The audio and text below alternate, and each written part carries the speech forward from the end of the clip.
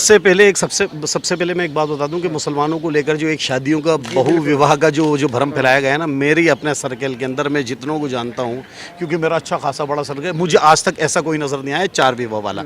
हाँ, दो शादियों वाले तो मुझे नज़र आ गए, लेकिन वो दूसरी शादी भी किस कंडीशन में, अगर आप उसको पूरा करो ना, आप शरिया लो भी अगर आप जानते हो, तो आप अगर 2 शादी या 3 शादी जो लोग कर रहे हैं ना, तो वो शरिया लो से नहीं कर रहा है, वो तो अपनी मनमानी कर रहा है। शरीयत ये कहती है कि आप दूसरी शादी उस वक्त करें कि जब आप पहली के हुकूक पूरे कर रहे हों, अगर वो आपको इजाज़त देती है। कोई कमी है, सामने कोई बेवा है, यानी आपके बच्चे वगैरह नहीं हो रहा है उसमें उससे, या कोई और दूसरी चीज़ें हैं, तो उनको लेकर आप दूसरी शादी किसी ऐसे से करो कि जिसका आप सहारा बन सको, जिसको आप सहारा दे सको, जिसका आप शेल्टर बनो। और क्या आप कोई भी अगर दूसरी शादी कर रहा है कि किसी ने अपनी पत्नी से क्या इजाज़त ली, मेरे ख्याल से तो कोई नहीं दे सकती भाई। अगर उसने बात करी दूसरी शादी की कि जी मैं दूसरा शादी करूँगी, तो पड़ाक से चपाट पड़ेंगे उसके और फ़ौरन घर निकाला हो जाएगा। तो भाई जब दूसरी शादी करते हुए तू लोगों नहीं मान रहा है, शरिया लोगों नहीं मान रहा, तो यार यहाँ कहाँ से आ जाता है। तो इसलिए कोई ज़र्रा बराबर घबराने की ज़रूरत नहीं, डरने की ज़रूरत नहीं, कहीं कुछ नहीं। और देखो दूसरी तीसरी शादी भी उस कंडीशन में बताई गई है जब आपको ज़रूरत है, बहुत ज़्यादा ज़रूरत है, और आप उसकी बहुत ज़बरदस्त कंडीशंस है कि आप पहली से पूछोगे, अगर वो आपको इजाज़त देती है, आप उसके हक़ पूरे कर रहे हो, तो उस वक्त आप दूसरी कर सकते हो, अगर वो इजाज़त देगी। अगर नहीं दे रही तो किसी भी कीमत पर नहीं, फिर तो आप शरीयत का भी उल्लंघन कर रहे हो, अगर वो इजाज़त नहीं दे रही तो। टोपी अभी मुझे पहनने का अधिकार है, मुझे कलमा पढ़ने का अधिकार है, ला इलाहा इल्लल्लाह मोहम्मद रसूलुल्लाह, मैं मुसलमान हूँ। यूनिफॉर्म सिविल कोड आ जाएगा, फिर भी मुझे कलमा पढ़ने का अधिकार रहेगा, ला इलाहा इल्लल्लाह मोहम्मद रसूलुल्लाह। मुझे हज करने का अधिकार रहेगा, मुझे दाढ़ी रखने का अधिकार रहेगा, मुझे नमाज पढ़ने का अधिकार रहेगा, मुझे ज़कात देने का अधिकार रहेगा। मेरे इस्लाम को तो कहीं कोई फ़र्क ही नहीं पड़ रहा है। तो वो भड़का रहे हैं मुसलमानों को, क्योंकि मुसलमान क्या है, मुसलमान एजुकेशन में सबसे पीछे है। आप सेकेंड लार्जेस्ट पॉपुलेशन एजुकेशन में सबसे पीछे इस देश की, तो लोगों को भड़काना आसान होता है। जी, इस्लाम में कोई आपकी दखलंदाजी नहीं करने वाला है, आप इस बात को स्पष्ट समझ लिए। किसी महिला, बच्चे, पुरुष के साथ कोई अन्याय ना हो जाए, इसलिए यूनिफॉर्म सिविल कोड लाया जा रहा है। फायदा क्या होगा मुस्लिमों को इससे? मुस्लिमों को फायदा ही फायदा है, मुस्लिम महिलाओं को फायदा। अभी क्या हुआ जी, एक महिला के लिए 11,000 महर तय किया गया, पति ने तलाक दिया, अब महिला को उसने 11,000 दे दिया, जीवन भर के लिए। अब वो कुछ ना भी दे तो उसका कोई पूछने वाला नहीं है। वो महिला 11,000 में पूरी जिंदगी बिता सकती है क्या? ये मौलानाओं ने ला दिया था इंस्टेंट ट्रिपल तलाक, तलाक बोले और तलाक हो गई, जबकि इस्लाम में ऐसा प्रावधान नहीं है। इस्लाम में हर एक महीने के बाद एक बार तलाक बोलना है, यानी 90 दिन की अवधि लेनी होती है। लेकिन इन लोगों ने इंस्टेंट ट्रिपल तलाक को लागू कर दिया था, उसको हटाया गया। उसमें भी महिला के साथ क्या होता था, तलाक बोले, 11,000 पकड़ाए, तुम जाओ। अब वो रोती हुई पड़ी है, मैं अपने बच्चों को कहाँ से पालूंगी, अपने आप को कहाँ से मैनेज करूंगी। तो इस महिला को बहुत फायदा होगा। शाहबानों के साथ तो यही हुआ था, सुप्रीम कोर्ट का फैसला बदल दिया गया था, कानून ला दिया गया था, आरिफ मोहम्मद खान साहब को इस्तीफा देना पड़ा था। अब ऐसा नहीं चलेगा, यूनिफॉर्म सिविल कोड आएगा। जैसे हिंदू महिला को गुजारा भत्ता मिलता है जीवन भर का, मुस्लिम महिला को भी गुजारा भत्ता मिलेगा। तो ये मुस्लिम महिलाओं के लिए कितनी बड़ी क्रांति है। सबसे पहली बात है कि 4 पत्नी या बहुविवाह का कोई रस्म, मेन ये है, इसको अगर आप यहाँ लें, जब हुजूर सल्लल्लाहु अलैहि वसल्लम का दौर था, तो जब जंगें बहुत हो रही थी, है ना, बेवाएं ज़्यादा हो रही थी, ठीक है, या ज़्यादातर लोग जंग के वजह से बाहर रहना होता था, तो उनकी केयर टेकिंग कैसे हो, तो इसलिए जिम्मेदारी लिया जाता है। जिम्मेदारी के नाम पर निकाह होती थी, ना कि उनके साथ रिलेशन बनाने के नाम पर। हमारे पास क्या होता है कि मुझे कोई लड़की पसंद आ जाती, मैं तो कहता हूँ यार मैं तो इस्लाम में हूँ, मैं मर्द हूँ, मैं बहु विवाह कर सकता हूँ। बाइगेमी इज 100% प्रोहिबिटेड, ठीक है। इस्लाम में भी ये क्यों कहा गया है कि पहली बीवी से आप इजाज़त लो, इसलिए है कि वो पता है कि पहली बीवी इजाज़त देगी नहीं, और दूसरा निकाह हम करेंगे वो वैलिड नहीं होगा, है ना, तो उससे जितने भी हम रिलेशन उसके साथ बनाएंगे वो गुनाह होगा, है ना। इसलिए पहला कंडीशन ये लगाया गया। अब होता ये है कि हम पहली बीवी से तो बात करते ही नहीं हैं, और उस पर हम थोप देते हैं, है ना, और उसको कहते हैं कि हमें, उनका सिर्फ ये रहता है कि कौन सी ऐसी कमी है जो मैं तुमसे पूरा नहीं करता हूँ। एक बीवी कभी ये नहीं बताती है कि मेरे अंदर इतनी कमी, मतलब आपके अंदर इतनी कमियां हैं, मेरी इतनी कमियों को पूरा नहीं कर पाते हैं। अच्छा, तलाक के बाद भी क्या जो बच्चा होता है, महिला होती है, उसको गुजारा भत्ता मिलता है? क्योंकि अगर कोई बच्चा होता है हिंदुओं में, तो अगर वो बच्चा 18 साल का जब तक नहीं हो जाता, तब तक कोर्ट कहती है कि इसका खर्चा भी देना, जो संपत्ति है उसमें भी इसका अधिकार रहेगा। अब यूनिफॉर्म सिविल कोड के बाद ये मुस्लिम महिलाओं को अधिकार मिलेगा, अभी नहीं मिलता है, अभी नहीं मिलता है। अच्छा, जो ट्रिपल तलाक आपने बताया हलाला है, क्या ये सब बंद हो जाएगा अगर uniform civil code? Instant triple तलाक तो इस्लाम में था ही नहीं, कुरान शरीफ में नहीं था। कुरान शरीफ में एक महीने के बाद वाला प्रावधान था, तो इंस्टेंट ट्रिपल तलाक तो हट गया है। अभी आपने देखा होगा कानून आ गया है।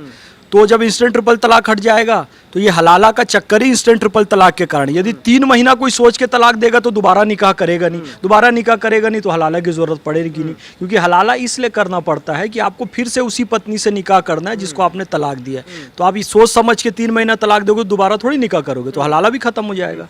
और एक बात मैं जान लो, जितनी पर्सनल लॉ बोर्ड जो जिसकी मना कर रहे हैं, असल उनका मकसद उनकी दुकान बंद होने वाली है। ये बात है 100% यही है कि जितनी पर्सनल लॉ बोर्ड बने हैं वो सिर्फ अपनी दुकान चलाने के लिए बने। उनका कहना है कि तुम शादी भी करो तो मेरे तरीके से करो, ये नहीं कहते कि इस्लाम के तरीके से करो। इस्लाम में हलाला कहीं नहीं है, लेकिन आप उनके पास जाइए 2 मिनट में हलाला करवाते हैं। अभी आप जाइए, अगर मुझे है ना, अगर मान लीजिए कि मुझे अगर मेरे अब्बू का प्रॉपर्टी में हिस्सेदारी चाहिए तो हम कोशिश करेंगे हम मुस्लिम वकील को पकड़ें, क्योंकि हम मुसलमान हैं। इस्लाम शरीयत क्या कहता है उसके अकॉर्डिंग, हम मुस्लिम पर्सनल लॉ बोर्ड क्या कहता है और मोहम्मदन लॉ क्या कहता है उसके अकॉर्डिंग मुझे मेरा है ना। लेकिन जब यूनियन जब आ जाएगा, यूसीसी आ जाएगा, तो हम किसी से भी जो कानून के जानकार उनसे जाएंगे, हमको 10 जगह भटकने की जरूरत नहीं पड़ेगा। अभी आप एक वकील से पूछिए, वो सबसे पहले बोलेगा कि मैं लिखता हूँ एक एप्लीकेशन, उसमें पहला टाइटल वो लिखते हैं कि क्या फरमाते हैं उलमाए दीन शरह मतीन, इस पर्टिकुलर मतलब जो सब्जेक्ट है या पर्टिकुलर मौजू है या पर्टिकुलर मसला में, वो फिर अपने तरीके से बताते, फिर वकील को फॉरवर्ड करेंगे, बाकायदा उनका लेटर पैड में आता है, वो फिर दिखाते हैं जज को, देखिए सर हमारा पर्सनल लॉ बोर्ड ये कहता है आपको अकॉर्डिंग टू आपको जजमेंट देना पड़ेगा। तो वहाँ पे क्या होता है कि इनकी जो दुकानें हैं फिर वो सबके हिसाब से नहीं देते हैं, जो वकील उनसे पहले जुड़ा हुआ रहता है, पता चलता है ये वकील उसका है, उसके पैनल का है, उसके अकॉर्डिंग ही देते हैं, है ना। अब आप लिखोगे, आप बताओगे तो आपका कुछ अलग बता देगा। लेकिन भाईजान मुस्लिम पर्सनल लॉ बोर्ड तो इसका विरोध कर रहा है, मौलाना मदनी हो, बड़े बड़े धर्मगुरु इसका विरोध कर रहे हैं। दिक्कत तो फिर वही आ गई ना, जो भोला भाला मुसलमान है वो तो सड़कों पे निकल जाएगा। मैंने आपको पहले ही कहा कि इनकी दुकानें बंद होने वाले, तो जाहिर है जिनके सामने से थाली खींची जाएगी तकलीफ तो हो गई। कांग्रेस का मैं 100 बाइट ऐसा मैं दिखा सकता हूँ, जो बड़े बड़े रहनुमा या दूसरे पार्टी के लोग, खासतौर से या तो लालू यादव की पार्टी हो या किसी की भी, हम हर स्पीच में हम एक हिस्सा जरूर दिखा सकते हैं जिसमें लिखा है कि मुसलमानों को सांप्रदायिक पार्टियों से दूर रहना चाहिए। वो ये कहीं कभी नहीं कहते तुम बीजेपी से दूर रहो, लेकिन उनका कहना है तुम सांप्रदायिक पार्टी से दूर रहो, और वो ये नहीं कहते तुम मुझे वोट दो, उनका कहना उससे दूर रहो। फिर तुम जाओगे कहाँ? अरे झक मार करके मेरे ही पास तो आओगे, और फिर कल जाके पूछिएगा तो कहेगा हम मांगे थे वोट किया तुमसे, तुमको बोले तो उसको मत दो, हम कहाँ बोले तुम मुझे वोट दो। तो ये जो सबसे बड़ा जो गुमराह करने का जो खेल है ना, बीजेपी के अलावा सारे पार्टियों ने किया। जो अपने आप को धर्मनिरपेक्ष का ठेकेदार मानते हैं, सबसे बड़ा जो है ना कॉमनल, वो हैं।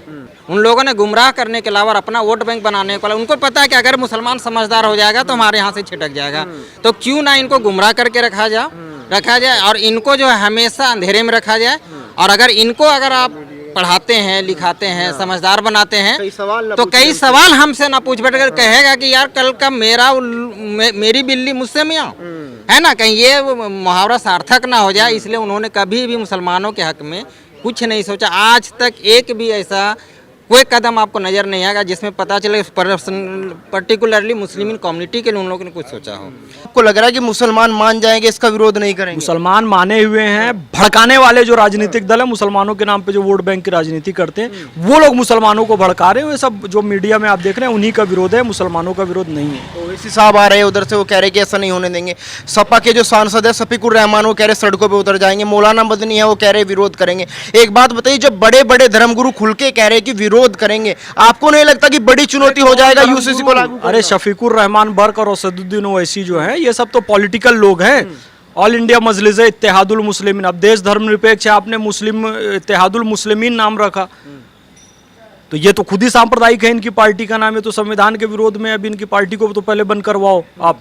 तो ये लोग ये लोग राजनीतिक लोग हैं, कोई धर्मगुरु नहीं है। इनका काम ही है धंधा करना मुसलमानों को लेकर, तो इनके धंधे बंद होने वाले हैं, इसलिए लोग विरोध कर रहे हैं। आपको लग रहा है धंधा बंद हो जाएगा अगर यूसीसी आता है? होगा, धंधा बंद होगा। मुसलमानों को बहकाने का धंधा अभी तक कर क्या रहे, इन्होंने विरोध इसलिए किया। वो उधर फारूक अब्दुल्ला बोलता है 370-35 से हटी तो तूफान ला दूंगा। कहाँ तूफान लाया? हट गई, क्योंकि मुसलमान को पता है मुसलमानों के हक में हुआ है।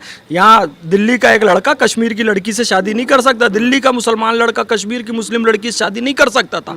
पाकिस्तान का एक लड़का आके कश्मीर की लड़की से शादी कर सकता था। 370-35 से खत्म हुआ। मुसलमान लड़के समझे हमारे हक में, उन्होंने विरोध नहीं किया। अब कश्मीर का लड़का, अब भारत का दिल्ली का मुस्लिम लड़का कश्मीर की मुस्लिम लड़की से शादी कर सकता है 370-35 से हटने के बाद। अजान भी हो गई, अल्लाह ने भी इसकी सहमति दे दी। बहुत बहुत शुक्रिया।